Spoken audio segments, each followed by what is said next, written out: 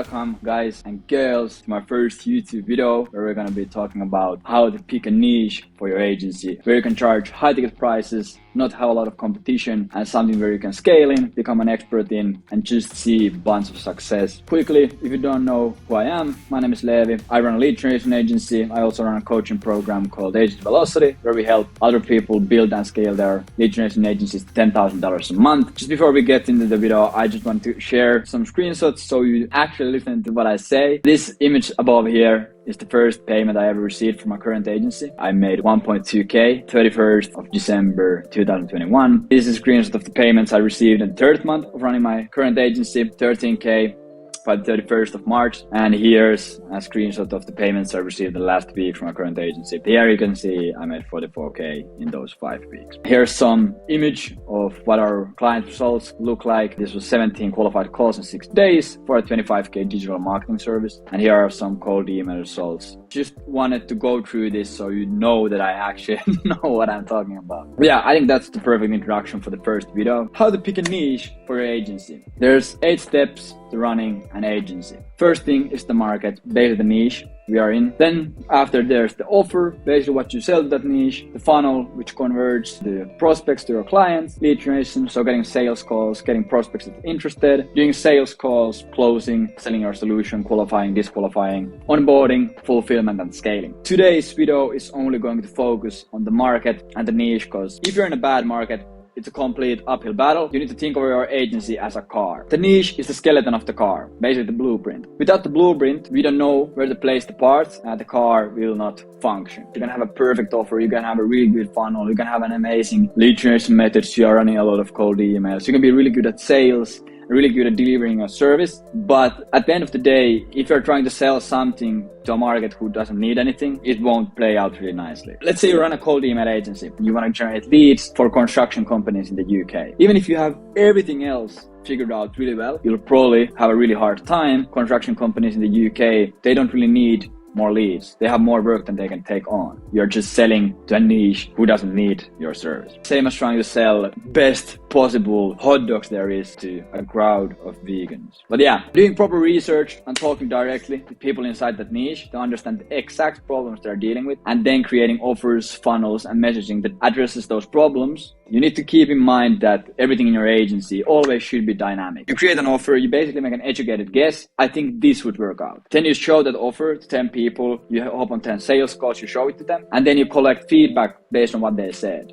Yeah, I don't feel that is the biggest problem. I think the biggest problem is hiring new salespeople. Okay, perfect. Now we need to frame our offer differently so it addresses that pain point, and then figuring out solutions and how we can fix those problems. Most importantly, when you basically do things this way, you can immediately know if the niche will be profitable or not. You'll have a proper skeleton, full clarity on who you help and what you help them with. And as a result of doing things this way, it will take you way less time to sign your first client. After following this process, it took me 12 days to be exact. Sales calls become way easier because you understand the specific pain points that the niche is currently struggling with. Let's say you talk to a software company owner in the UK, and you know, because you have talked to those people and you have done your proper market research, you know that their biggest problem is relying only on referrals. Their lead flow is not predictable. If you can present to them that you understand the problem and that you know about the problem before they say it themselves, they'll immediately think, yo, this guy actually knows what we are struggling with, so he probably can help us. This is the easiest way to position yourself as authority and also as an expert. Also, service delivery becomes streamlined because you're working with the same type of customers and solving the same problems every time. The more dialed in you go into a niche, the more similarities you're starting to see. So this way, if you nail it for the first one, you can just duplicate it again and again and again for the rest of the client, because they are all so similar. First time you're basically just figuring it out and learning. The second time you're already kind of like, oh, this is what I did last time, this worked really well. Third time you're like, oh, I have done it already 2 times, this is how we should do it, this is how I'm gonna do it differently, this is not a mistake that I'm gonna make again. And then 5th and 6th and 7th try, it's gonna be probably 100 times better than the first one, because you already know what are the mistakes and what works. Because you produce better results for our clients, you collect better case studies, which helps you get more clients, charge higher prices, and have less churn. Basically, this is a loop that keeps on going. Because you work with the same type of clients, you get better results. Because you get better results, you get better case studies. Because you get better case studies, you raise your price. It's easier to sign clients and less churn. And then you close another client, and boom, it just keeps spinning. And every time, this is how you scale. You just spin through this feedback loop. Do the same thing over and over and over again until you are super good at it. And then it's like a self-fueling machine. Because you get these case studies, you get the referrals, you get the inbound leads on it. And you do that for a long enough time and you'll blow up. Because you have more clarity on who you help and what problems you solve, you are able to choose who you work with. You're able to actually understand what is good about this company and what is bad about this company. You're able to disqualify the bad ones because you actually understand who is a bad client. One of the worst things that you can do in a lead generation agency is signing a bad client. Every time when you're almost going to scale up and get the new client and get the new amazing process, the one bad client is like, yo, we are not getting results, we need to tweak it around. And then you're just spinning in circles, spending energy on something that doesn't actually generate you revenue, makes you feel frustrated, you don't feel confident, you get imposter syndrome, you get bad feedback, and just destroys you mentally, and it also destroys the operations that you have running in your agency. Because you work always with the same type of clients, you're able to start seeing really quickly who is a bad client, who you should disqualify, and who is an amazing client. This is the feedback loop of agency, the 8 steps I was talking about. The niche, the offer, the funnel, acquisition, sales, onboarding, delivery, and scale. And throughout my YouTube channel, I'm gonna teach you every single part of this and how to do it perfectly. And of course, if the first step here in the feedback loop is fucked up, it's gonna give you wonky results along the way. A good example, let's say you have a 3% closing rate. You might be still really good at sales, but you're just trying to sell hot dogs to a vegan. Let's say you're sending cold emails, but you're not getting leads. And you're like, fuck, I think I have a lead generation problem. I have a cold email problem. You hire consultants, you go through courses, you test 15 different cold email scripts. You spend 3 months on it. You spend huge amount of money into it when maybe the problem was just in the niche. But in conclusion, when you dial in your niche and create your foundational skeleton by talking directly to people inside that niche, figuring out the exact problems they deal with, you'll make the remaining of the process seamless, sign better clients, deliver better service, and get better case studies, and only work with people who you want to work with. If you have a really good niche and a really good offer, let's say you're trying to sell lead generation to e-commerce agencies who are really struggling to get those leads, because e-commerce lead generation is a little bit harder. They have a huge need, and if your offer is also good, you don't need to be a killer in sales, or you don't need to have the best possible cold email because they really need it. You can have a shit cold email and they'll see, shit, I want those 10 leads each month. So how much time should I give myself to know if a niche is good or not? You'll know. But you need to get big enough data sample. It's not about the time you spend figuring it out, it's about what you do in the time frame. If 3,000 people see your message and you don't sign a client, which is very unlikely, then you could start analyzing if it's a niche problem. But like if someone asks me, I have been in this niche for 9 months and I haven't signed a client, that doesn't mean that the niche is shit. You might have just done nothing in that 9 months. So what is a good niche? A good niche has 4 things. The good niche is in pain. They basically have a desire to get something, or they are struggling with something really hard. More pain there is, the better the niche. Good niche is also growing. If you're selling something that is growing, you make sure that you are able to stick to that niche for a longer time. You're able to take advantage of new companies popping up and the industry growing a lot. Good example would be Web3. If you got into Web3 like 6 months ago, you're probably doing pretty fine right now. A good niche is also easy to target. If it's hard to scrape the niche, it's also super hard to get results. Last thing on a good niche, they have buying power. If they don't have money, you're fucked. That's why you need to target someone who has money. But yeah, how to pick a niche. First thing, list down your advantages and experiences. Second thing, do they link with any B2B industry? Third thing, doing market research and seeing if they are actually in pain. Fourth thing, dive deep into the niche. In what location are they in?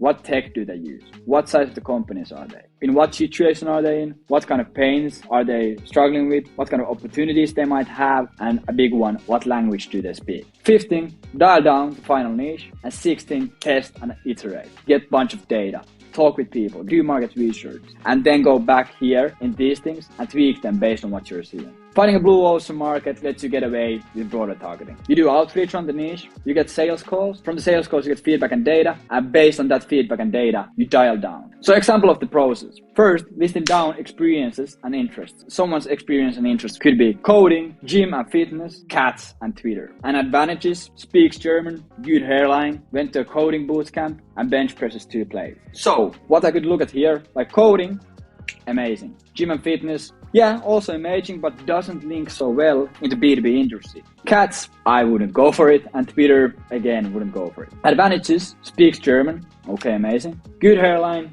won't really help us. Has went to a coding bootcamp, again, good knowledge on coding. Bench presses 2 plates, clearly a Chad, but probably won't help us in running a lead generation agency. So what I would do is I would go based on this, coding and German. I would go for software development companies in Germany. So if you speak German, you're able to target German companies in their native language. And also you understand software and coding and software development, which means that you speak the industry lingo and you're also able to relate on what they're talking about. So let's say you do 3,000 emails, you get 20 calls, you sign 3 clients. And 2 clients are mobile app development companies and one is a custom software company. Based here, you can see like, okay, the mobile app company was actually perfect to work with. Custom software development, it wasn't that nice. So then you take your experience and take your feedback and then you niche down in the mobile app development companies in German market. When you close these clients, you do service delivery, you get the good results, and then you make a case study. You leverage this case study and you start signing similar clients. Hi,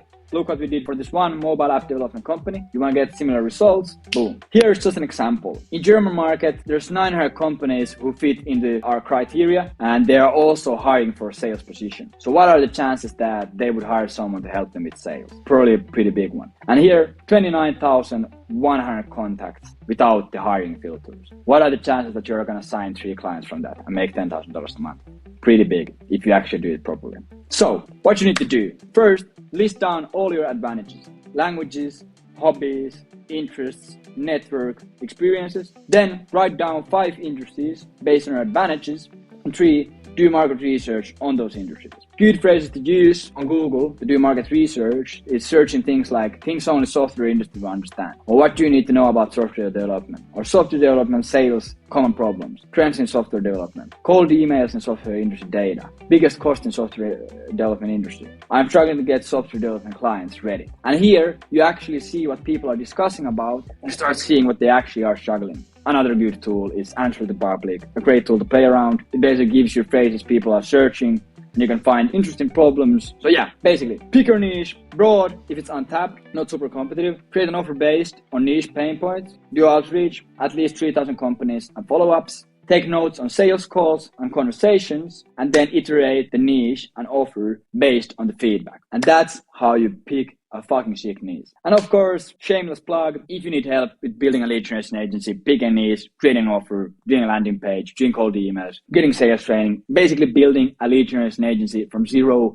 to $10,000 in 92 days, go to agencyvelocity.io and check how we did it for one of our clients or one of our students and how we can help you do the exact same. If you enjoyed the video, I will be doing a lot of this, so give it a like, give it a subscribe. But yeah, thank you for watching. Let me know some ideas on what should I talk about next. Peace out. Enjoy your day.